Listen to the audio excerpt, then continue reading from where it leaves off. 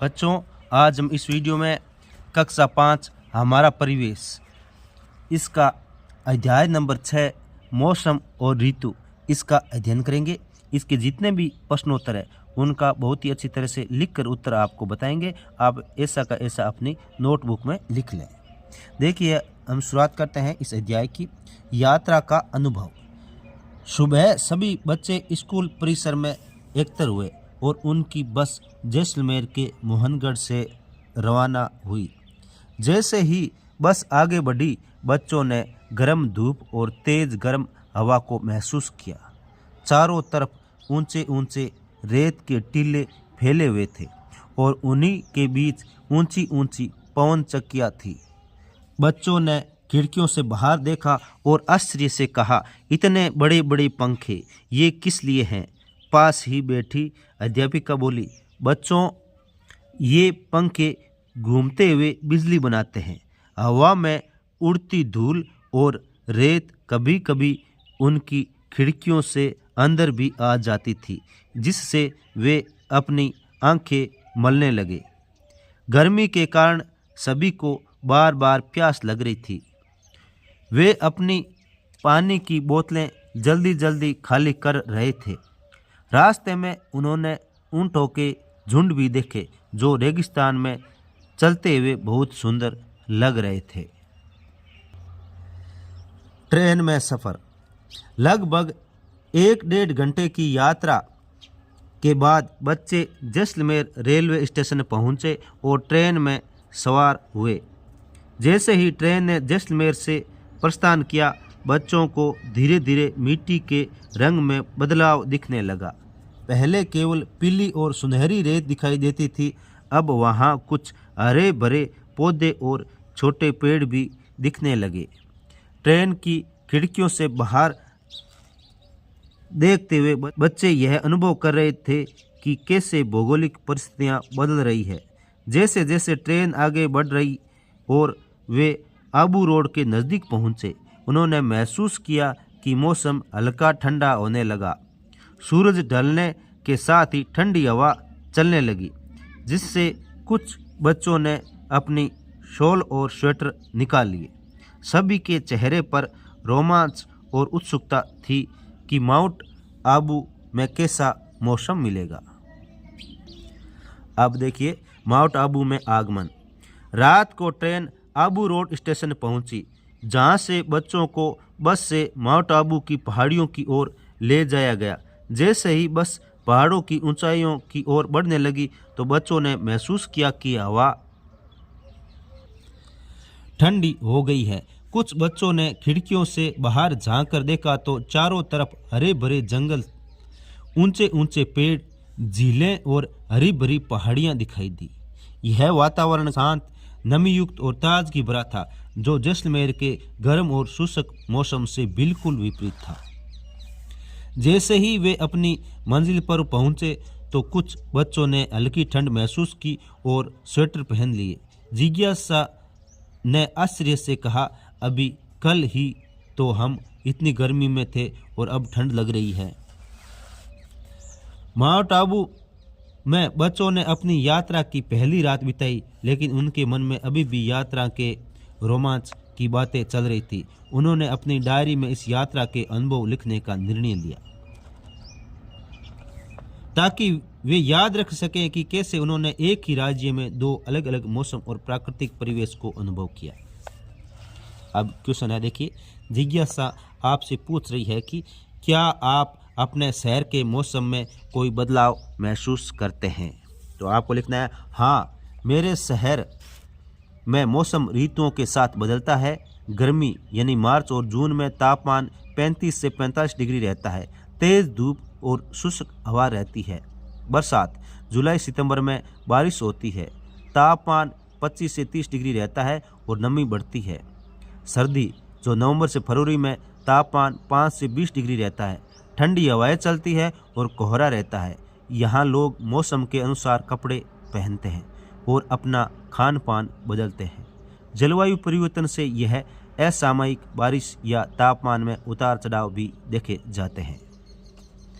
इसके बाद next question, Jaisalmer से माउंट आबू जाने के रास्ते में कौन कौन से शहर आए। तो देखिए बच्चे मोहनगढ़ जैसलमेर से बस द्वारा जैसलमेर रेलवे स्टेशन पहुँचे, वहाँ से ट्रेन द्वारा आबू रोड गए और फिर बस से माउंट आबू पहुँचे। सामान्य मार्ग के आधार पर संभावित प्रमुख शहरिया स्थान जो रास्ते में पड़ सकते हैं वे है जैसलमेर प्रारंभिक बिंदु था, फिर बाड़मेर या जोधपुर आएगा बीच में, फिर पाली या मारवाड़ जंक्शन आएगा और आबू रोड आ जाए अंतिम स्टेशन। इसके बाद में देखिए आती है ये गतिविधि। मोहनगढ़ से माउंट आबू तक के रास्ते में मौसम कैसे बदल गया, चर्चा कीजिए। तो हमने एकदम संक्षिप्त में छोटी जानकारी लिखी है ताकि आपको एक बार में ही ये याद हो जाए। तो इसमें देखिए यात्रा की शुरुआत में जैसलमेर का मौसम गर्म और शुष्क था। तेज धूप और गर्म हवा थी, धूल उड़ रही थी और रेत उड़ रही थी। जैसलमेर के बाद मिट्टी का रंग बदलने लगा, धीरे धीरे कम शुष्क तथा हरा होने लगा और हवा ठंडी हो गई। आबू रोड पहुंच गए और उसके बाद माउंट आबू जाने पर ऊंचे ऊंचे पेड़, पहाड़, झील, तापमान कम और नमी अधिक थी। बच्चों को हल्की ठंड महसूस हुई और उन्होंने स्वेटर पहन लिए। अब इसके बाद में आता है देखिए ख, जैसलमेर और माउंट आबू के मौसम की तुलना कीजिए। इनकी तुलना करनी है। तो देखिए तापमान, जैसलमेर का तापमान 40 से 50 डिग्री गर्मियों में रहता है और सर्दियों में 7 से 20 डिग्री, और माउंट आबू का गर्मियों में 20 से 33 डिग्री और सर्दी में 5 से 15 डिग्री रहता है। और बारिश होती है वो जैसलमेर में 150 से 200 मिलीमीटर होती है और माउंट आबू में 600 से 800 मिलीमीटर होती है। नमी, या जैसलमेर में कम नमी होती है और शुष्क हवा आती है, लेकिन माउंट आबू में उच्च नमी, सर्दी में ताजगी भरा वातावरण रहता है। वनस्पति, जैसलमेर में कम पेड़ थे और कैक्टस, बबूल जैसे ज़्यादा पेड़ थे, लेकिन माउंट आबू में हरे भरे जंगल और झीलें थी।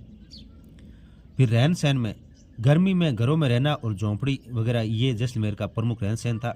और माउंट आबू का पहाड़ी जीवन शैली थी, यानी वो पहाड़ों पर जिस प्रकार से रहते हैं वैसे जीवन शैली थी।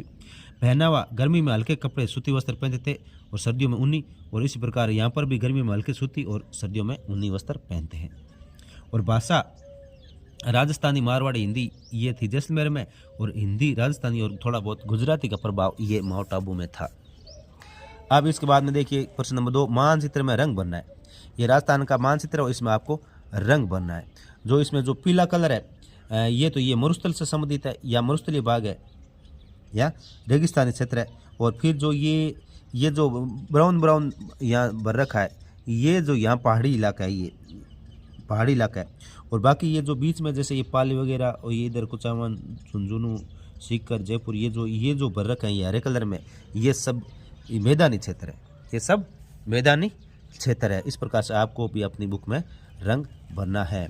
और फिर नीचे देखिए लिखा हुआ है बच्चों को राजस्थान का एक नवीनतम मानचित्र दीजिए, यानी ये नवीनतम मानचित्र ये देना है।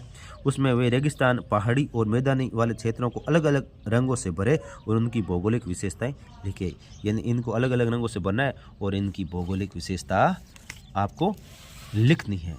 तो भौगोलिक विशेषता में जैसे ये रेगिस्तानी क्षेत्र है, ये रेगिस्तानी क्षेत्र है, ये इस तरफ से, तो इसमें क्या है, रेत की टीलें होती है और कम वनस्पति वाला क्षेत्र है और बहुत कम वर्षा होती है, यानी 150 से 300 मिलीमीटर वर्षा होती है। ऊंट, खेजड़ी और केर यहाँ की प्रमुख विशेषता है। गर्म दिन और ठंडी रातें होती है और जैसलमेर इसमें मुख्य रूप से है। और फिर इसके बाद में ये पहाड़ी क्षेत्र है, यहाँ प्राचीन पर्वत श्रृंखला है, खनिज लवण है यहाँ पे, और मध्यम वर्षा होती है, 600 से 800 मिलीमीटर होती है। वन्य जीव, तेंदुआ, भालू और जंगल है। और माउंट आबू इसमें मुख्य रूप से मेन उदाहरण है।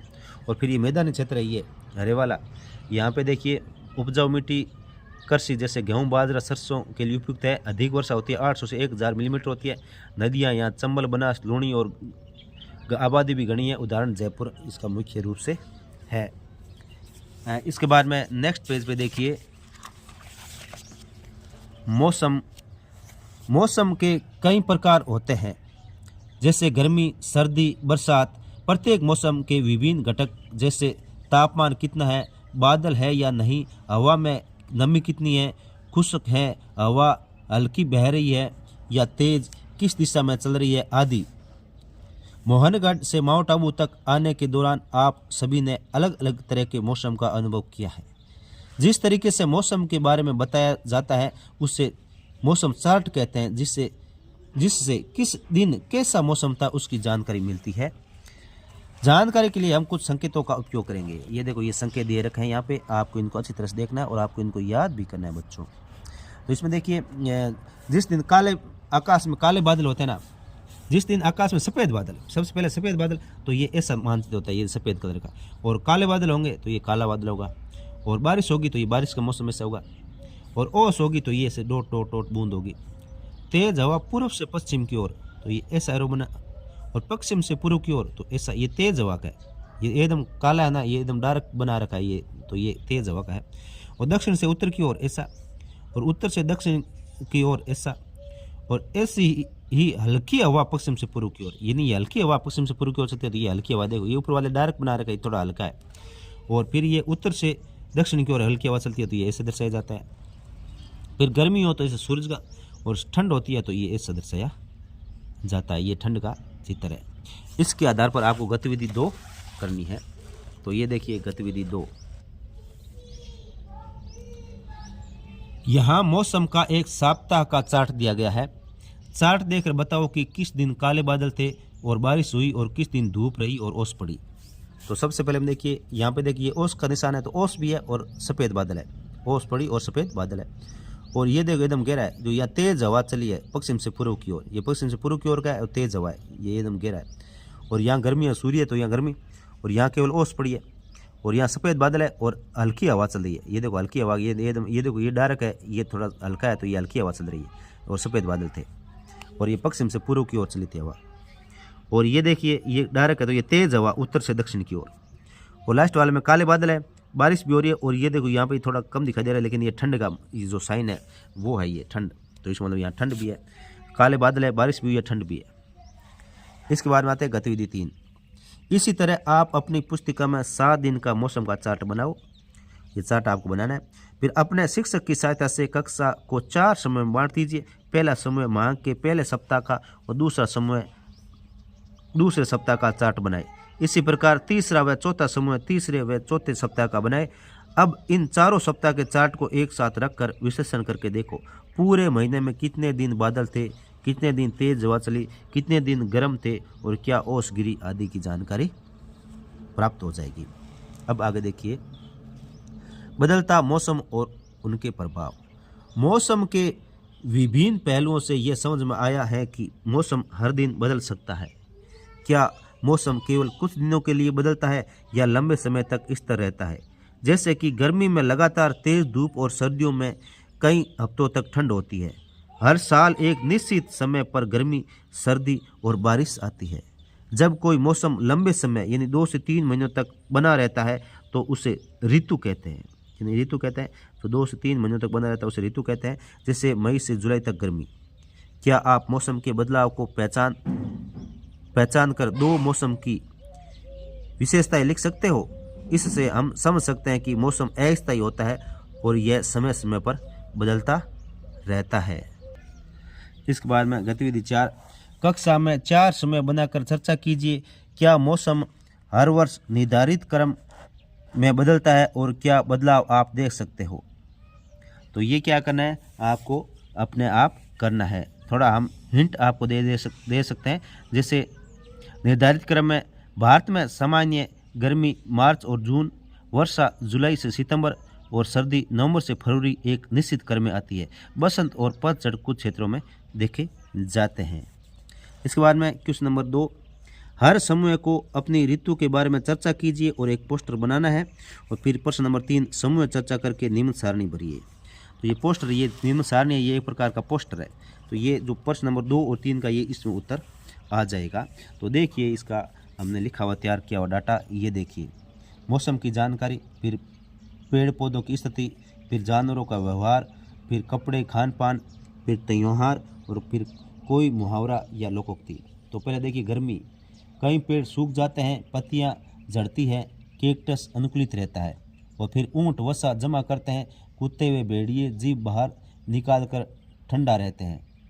फिर कपड़े में सूती कपड़े, ठंडे पेय और ताज़े फल। फिर त्यौहार में वैसाखी, गंगा दशहरा और कोई मुहावरा, तो गर्मी से हाल बेहाल। सर्दी में कुछ पेड़ पत्तियां गिराते हैं, सदाबहार पेड़ हरे रहते हैं। और भालू, सांप शीत निद्रा में साइबेरियन क्रेन प्रवास करते हैं और ऊनी कपड़े पहनते लोग भोजन और तेली चीज़ें खाते हैं।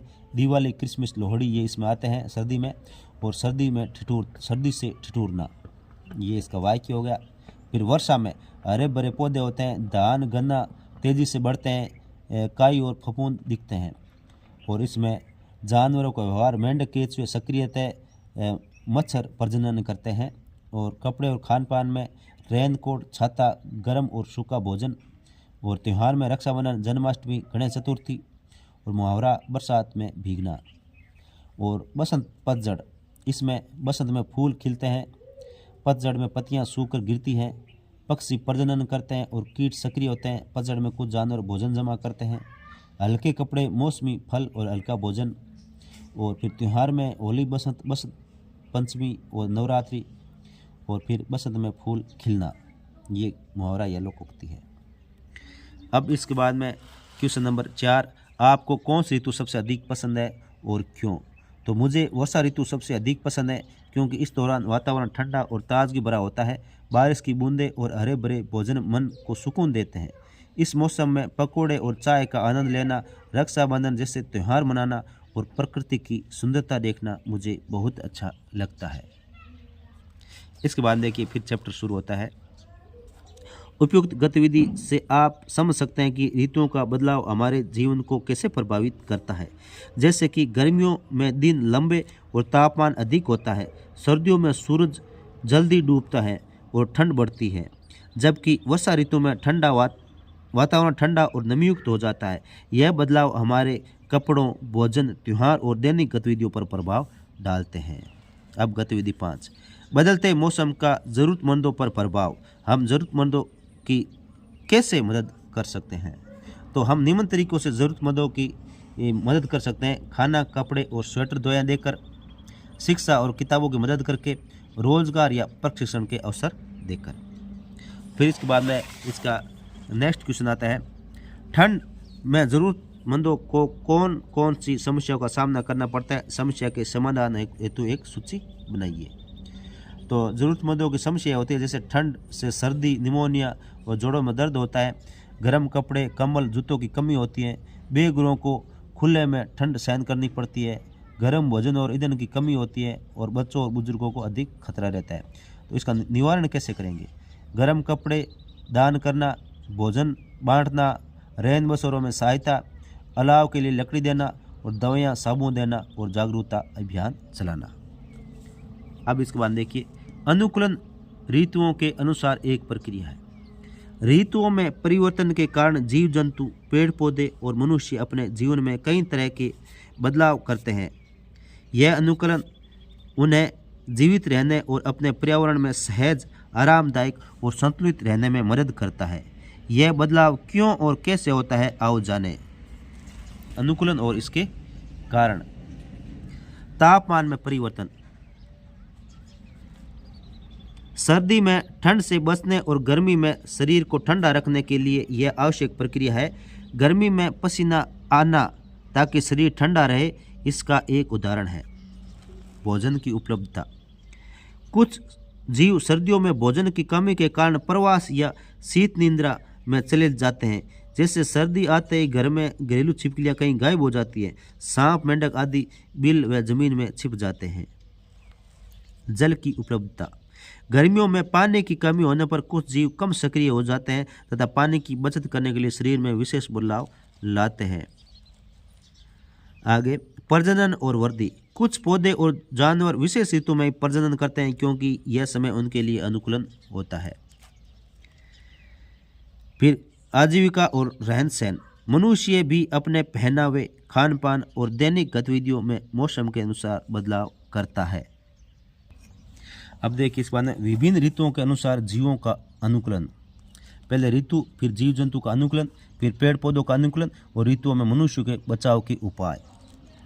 तो अच्छी तरह से देखें, इन्हें याद करें। गर्मी ऋतु आती है तो ऊंट अपने कुबड़ में भोजन को वसा के रूप में जमा करता है, जिससे उसे लंबे समय तक पानी की जरूरत नहीं होती है। कुत्ते और भेड़िए अपनी जीभ बाहर निकालकर शरीर को ठंडा रखते हैं। और कुछ जीव जैसे घेंगा, मेंढक ग्रीष्म निद्रा में चले जाते हैं। और फिर पेड़ पौधों का अनुकूलन। कैक्टस अपने पत्तों को कांटों में बदलकर पानी की बचत करता है। आम और लीची जैसे फल गर्मी में पकते हैं। अब ऋतु मनुष्य को बचाव। हल्के और सूती कपड़े पहनते, ठंडे पेयजल और ताजे फल खाते, दोपहर में बाहर निकलने से बचते हैं। फिर इसके बाद में सर्दी का मौसम। इसमें सर्दी शीत ऋतु में जीवों में अनुकूलन। ध्रुवीय भालू और पेंगुइन की त्वचा के नीचे मोटी वसा की परत होती है जो ठंड से बचाती है। भालू, सांप और गिलहरी शीत निद्रा में चले जाते हैं और कुछ पक्षी गर्म देशों की प्रवास करते हैं, जैसे साइबेरियन क्रेन इंडिया में आते हैं। और पेड़ पौधों में देवदार और चीड़ जैसे पेड़ सदाबहार होते हैं और अपनी पत्तियां नहीं गिराते हैं। कुछ पेड़ जैसे गुलमोहर ठंड में अपनी पत्तियां गिरा देते हैं ताकि पानी की बचत हो सके। और फिर मनुष्य में देखिए, ऊनी कपड़े पहनते हैं, गर्म भोजन और तेलीय चीज़ें खाते हैं, अलाव और हीटर का उपयोग करते हैं। अब इसके बाद आती है बसंत ऋतु में। तो बसंत ऋतु में जीव जंतु का अनुकूलन में देखिए, मेंढक और केंचुए नमी बढ़ने पर अधिक सक्रिय हो जाते हैं। मच्छर और कीड़े मकोड़े इस मौसम में तेजी से प्रजनन करते हैं। बतख और जल पक्षी जलरोधी पंखों के कारण आसानी से पानी में रह सकते हैं। और फिर पौधों का अनुकूलन। धान और गन्ने जैसी फसलें वर्षा में तेजी से बढ़ती हैं। काई और फफूंद गीली सतहों पर अधिक पाई जाती है। और फिर ऋतु में मनुष्य के बचाव के उपाय। छाते और रेनकोट का उपयोग करते हैं, गीले स्थानों से बचते हैं, गर्म और सूखा भोजन पसंद करते हैं। इस प्रकार ऋतु परिवर्तन के अनुसार अनुकूलन जीवों के अस्तित्व के लिए बहुत आवश्यक होता है। अब इसके बाद में गतिविधि 6 देखिए, चर्चा करें। मौसम के प्रभाव। लू, सर्दी से बचाव और आपदा प्रबंधन। गर्मी, सर्दी और बारिश में स्वस्थ रहने के लिए क्या सावधानियां लेनी चाहिए? तो इसमें देखिए, गर्मी में समस्या आती है लू, निर्जलीकरण, त्वचा रोग। और सावधान रहने के लिए खूब पानी पिए, सूती कपड़े पहने और दोपहर में बाहर न निकलें। फिर सर्दी के अंदर देखिए समस्या। सर्दी में समस्या आती है वो है सर्दी, खांसी, हाइपोथर्मिया, सूखी त्वचा। और इसकी सावधानी है ऊनी कपड़े पहने, गर्म भोजन पहने और मॉइस्चराइजर उपयोग करें। और फिर बारिश में डेंगू, डायरिया, फिसलन ये समस्या होती है। और फिर सावधानी, उबला पानी पिए, मच्छरदानी, रेनकोट और बाढ़ से बचें। इसके बाद में नेक्स्ट आता है, देखो चार्ट बनाइए जिसमें एक तरफ लू, ठंड और तेज बारिश और दूसरी तरफ समाधान हो।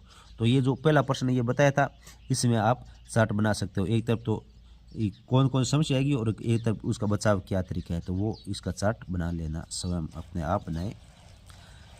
इसके बाद में समग्र रूप से यह समझा जा सकता है कि मौसम, ऋतुएं और जलवायु पृथ्वी का सूर्य के चारों ओर परिक्रमा के साथ साथ पृथ्वी की अपनी धुरी के झुकाव के कारण होते हैं। मौसम के पैटर्न सूर्य के कारण होते हैं और मौसम के पैटर्न का दीर्घकालिक औसत पृथ्वी पर जलवायु क्षेत्रों का निर्माण करती है। औसत क्षेत्रीय जलवायु मिलकर पृथ्वी की जलवायु बनाती है। पृथ्वी की परिक्रमा या अक्षीय झुकाव में परिवर्तन मौसम के पैटर्न पर प्रभाव डालते हैं। अगर ऋतुएं बहुत लंबे समय तक कभी न बदले तो क्या होगा और मानव जीवन कैसा होगा, इस प्रश्न पर आप अपने शिक्षक से चर्चा करें और उसके बारे में जानें। अब देखिए पहले इसमें आपके व्यवहार का प्रभाव, आपके आसपास के लोगों पर क्या प्रभाव पड़ता है। नीचे दी गई सारणी में लिखिए कि आपका कौन सा व्यवहार आपके प्रियजनों को आपके पास लाता है और कौन सा दूर ले जाता है। आपके और आपके प्रियजनों को किस तरह से प्रभावित करता है। तो इसमें आपको लिखना है पास ले जाने वाले और फिर दूर ले जाने वाले, यानी आप कौन सा ऐसा काम करोगे, व्यवहार करोगे जिससे भाई बहन आपके नज़दीक आएंगे, आपके दोस्त भी आपके नज़दीक आएंगे और आप स्वयं भी खुश रहेंगे। फिर जो भाई बहन से लड़ाई झगड़ा करेंगे, दोस्त भी आप दूर हो जाएंगे और आप स्वयं भी खुश नहीं होंगे। ऐसे कौन से व्यवहार है वो आपको इसमें लिखने हैं। फिर इसमें दूसरा है, इसी तरह ये भी सोचिए और लिखिए कि आपके कौन से व्यवहार मौसम, हवा और पानी को कैसे प्रभावित करता है। यानी आपका कौन सा अच्छा व्यवहार है जिससे मौसम भी अच्छा हो, पानी भी अच्छा हो और हवा भी अच्छा हो, यानी इनको कोई नुकसान नहीं हो। और आपके कौन से ऐसे बुरे व्यवहार है जिससे मौसम भी खराब हो, पानी भी खराब हो और हवा भी खराब हो, ये आपको लिखना है। फिर करना है चर्चा कर जानकारी को कक्षा में साझा कीजिए। यानी आपको चर्चा करनी है और इस जानकारी को अपनी कक्षा में भी साझा करनी है। हर मौसम में बदलाव को कैसे पहचाने और कुछ उदाहरण देकर बताओ। तो देखिए इस पहले का उत्तर, मौसम के बदलाव को पहचानने के लिए हम निम्नलिखित तरीकों का उपयोग कर सकते हैं। पहला, तापमान। मौसम के बदलाव को तापमान के माध्यम से पहचाना जा सकता है। गर्मी में तापमान बढ़ता है और सर्दी में तापमान घट जाता है। फिर वर्षा के माध्यम से भी मौसम के बदलने को समझा जा सकता है, पहचाना जा सकता है। गर्मी में वर्षा कम होती है जबकि मानसून में वर्षा अधिक होती है। पौधों की वृद्धि भी मौसम के बदलाव को दर्शाती है। गर्मी में पौधे सूख जाते हैं जबकि वर्षा ऋतु में पौधे हरे भरे होते हैं। फिर इसके बाद में ख देखिए, गर्मी और सर्दी की विशेषताएं लिखो और दोनों की तुलना कर कक्षा में अपने अनुभव जो इनसे जुड़े हो उन्हें साझा करो। इसका उत्तर, गर्मी और सर्दी की विशेषताएं। गर्मी, तापमान अधिक होता है, दिन लंबे और रातें छोटी होती हैं और पौधे सूख जाते हैं। सर्दी में तापमान कम होता है, दिन छोटे और रातें लंबी होती है, पौधे ठंड के कारण प्रभावित होते हैं। और फिर इसमें देखिए अनुभव साझा करना। गर्मी में मैं स्कूल जाते समय छाता लेता हूँ क्योंकि धूप तेज होती है, और सर्दी में मैं सुबह कोहरे में स्कूल जाता हूँ और स्वेटर पहनता हूँ। फिर इसके बाद में अपना अनुभव लिखना है। ये आपको क्या स्वयं करना है। पहला है, गर्मी में दोपहर में समय बाहर खेलने में क्या कठिनाई आती है। तो ये आपको स्वयं अनुभव होना चाहिए क्योंकि गर्मी में धूप ज़्यादा होती है, तापमान अधिक होता है, इसलिए कठिनाई होती है। फिर ख, विद्यालय में पौधों का अवलोकन कीजिए और ऋतु के अनुसार उनसे होने वाले बदलावों पर चर्चा कीजिए। यानी पौधे होंगे तो बारिश में ज़्यादा बढ़ेंगे और बाकी बसंत ऋतु में बढ़ना शुरू करेंगे और बारिश के समय में ज़्यादा बढ़ेंगे। ये आप बदलाव देख सकते हो। अब इसके बाद आता है अभ्यास कार्य। जैसलमेर का जलवायु कैसा होता है इसके बारे में आपको बताना है। तो जैसलमेर का जो मौसम होता है वो गर्म और शुष्क होता है। इसका बे ऑप्शन सही होगा। फिर इसके बाद नेक्स्ट प्रश्न देखिए, माउंट आबू का मौसम कैसा था। माउंट आबू का मौसम आपको, तो इसका यह ठंडा और नमी युक्त होता है। बे ऑप्शन इसका सही हो जाएगा। फिर तीसरा, मौसम में बदलाव कैसे देखा जा सकता है। तो इसमें बे ऑप्शन हो जाएगा। बादल और हवा से मौसम में बदलाव देखा जा सकता है। भारत में मुख्य रूप से कितनी ऋतुएं होती है। तो भारत में मुख्य रूप से 3 ऋतुएं होती है। इसका ए ऑप्शन सही हो जाएगा। फिर इसमें सही और गलत को पहचान लगाइए। मौसम पूरे वर्ष एक जैसा रहता है, तो ये असत्य है, तो इस पर क्रॉस लगाएंगे। वर्षा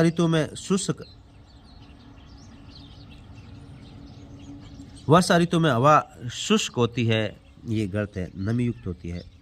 गर्मी में दिन लंबे और रातें छोटी होती हैं, तो ये सही है।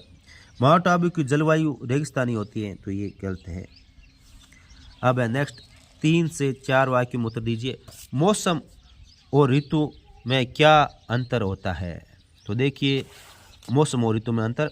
मौसम किसी स्थान पर कम समय के लिए होने वाली वायुमंडलीय स्थिति है, जैसे कि तापमान, हवा और वर्षा को दर्शाता है। ऋतु एक लंबी अवधि की जलवायु स्थिति है जो वर्षा के निश्चित समय पर दोहराई जाती है, जैसे कि ग्रीष्म, सर्द या वर्षा। मौसम दिन प्रतिदिन बदल सकता है जबकि ऋतुएं मौसम चक्रों का हिस्सा होती हैं। प्रश्न नंबर 2, बच्चों ने जैसलमेर से माउंट आबू की यात्रा के दौरान मौसम में किस प्रकार का बदलाव महसूस किया। तो इसका उत्तर देखिए, जैसलमेर में बच्चों ने गर्म और शुष्क रेगिस्तानी मौसम का अनुभव किया जहां तापमान अधिक था। माउंट आबू पहुंचने पर उन्हें ठंड और नमी युक्त मौसम मिला जो पहाड़ी क्षेत्रों की विशेषता है। इस बदलाव ने उन्हें राहत और ताजगी का अनुभव कराया। इसके बाद प्रश्न नंबर 3, पेड़ पौधे और पशुओं पर ऋतु परिवर्तन का क्या प्रभाव पड़ता है, क्या आप कुछ अनुभव बता सकते हैं। देखिए, ऋतु परिवर्तन से पेड़ पौधों में फूलने फलने और पत्तियों के झड़ने का चक्र प्रभावित होता है, जैसे कि बसंत में फूल खिलते हैं। पशु भी मौसम के अनुसार व्यवहार बदलते हैं, जैसे कि सर्दियों में कुछ जानवर शीत निद्रा में चले जाते हैं। मेरे अनुभव में वर्षा ऋतु में मेंढक अधिक सक्रिय हो जाते हैं और उनकी आवाज़ें बढ़ जाती हैं। इसके बाद में नेक्स्ट प्रश्न देखिए, भारत में विभिन्न ऋतुओं का हमारे जीवन पर क्या प्रभाव पड़ता है, अपने अनुभव साझा कीजिए। देखिए, भारत में 6 ऋतुएं ग्रीष्म, वर्षा, शरद, हेमंत, शिशिर और बसंत होती है। हमारे जीवन को गहराई से प्रभावित करती है। ग्रीष्म ऋतु में गर्मी के कारण लोग ठंडे पेय और हल्के कपड़ों का उपयोग करते हैं, लेकिन यह किसानों के लिए चुनौतीपूर्ण होता है। वर्षा ऋतु खेती के लिए वरदान है क्योंकि इससे फसलें बढ़ती हैं, लेकिन बाढ़ जैसी समस्याएं भी आ सकती हैं। सर्द और बसंत में मौसम सुहावना होता है, जो त्योहार जैसे कि दिवाली और होली के लिए उपयुक्त होता है। सर्दियों में लोग गर्म कपड़े पहनते हैं और गर्म भोजन पसंद करते हैं। मेरे अनुभव में वर्षा ऋतु में मेरे गांव में धान की खेती भरपूर होती है और बसंत ऋतु में हमारे बगीचे में फूल खिलते हैं। ऋतुएं हमारे खान पान, वस्त्र और सामाजिक गतिविधियों को आकार देती है। इसके बाद में प्रश्न नंबर 2, क्या ऋतुओं में असामान्य परिवर्तन चिंताजनक है? तर्क सहित उत्तर दें। ऋतुओं में असामान्य परिवर्तन जैसे कि अनियमित वर्षा, अत्यधिक वर्षा या लंबी सर्दियां निश्चित रूप से चिंताजनक है। ये परिवर्तन जलवायु परिवर्तन का कारण हो सकते हैं, जो मानवीय गतिविधियों जैसे कि वनों की कटाई और जीवाश्म ईंधन के उपयोग से बढ़ता है। अनियमित वर्षा से किसानों की फसलें नष्ट हो सकती हैं, जिससे खाद्य संकट उत्पन्न होता है। अत्यधिक गर्मी हीटवेव का कारण बनती है, जो स्वास्थ्य के लिए हानिकारक है। उदाहरण के लिए हाल के वर्षों में भारत में गर्मी में तापमान 45 डिग्री से अधिक हो गया है, जो सामान्य से कहीं अधिक है। दूसरी ओर लंबी सर्दियां या अनपेक्षित ठंड भी फसलों और मानव जीवन को प्रभावित करती है। ये बदलाव जैव विविधता को भी नुकसान पहुंचा सकते हैं, क्योंकि पौधे और जानवर मौसम चक्रों पर निर्भर होते हैं। अब इसके बाद प्रश्न नंबर 3 देखिए।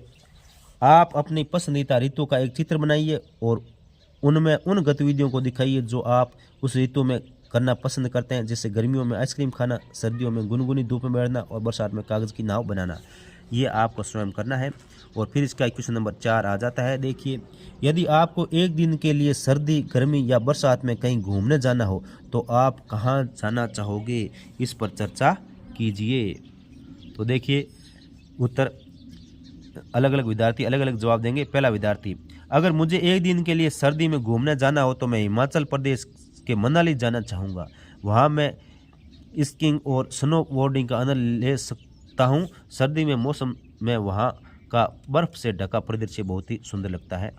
विद्यार्थी सेकंड, अगर मुझे गर्मी में घूमने जाना हो तो मैं गोवा के समुद्र तटों पर जाना चाहूँगा। वहाँ मैं समुद्र में तैराकी कर सकता हूँ और समुद्र तट पर आराम कर सकता हूँ। गर्मी के मौसम के लिए वहाँ समुद्र तट बहुत ही आकर्षक लगता है। और विद्यार्थी नंबर 3, अगर मुझे बरसात में घूमने जाना हो तो मैं केरल के पश्चिमी घाट जाना चाहूँगा।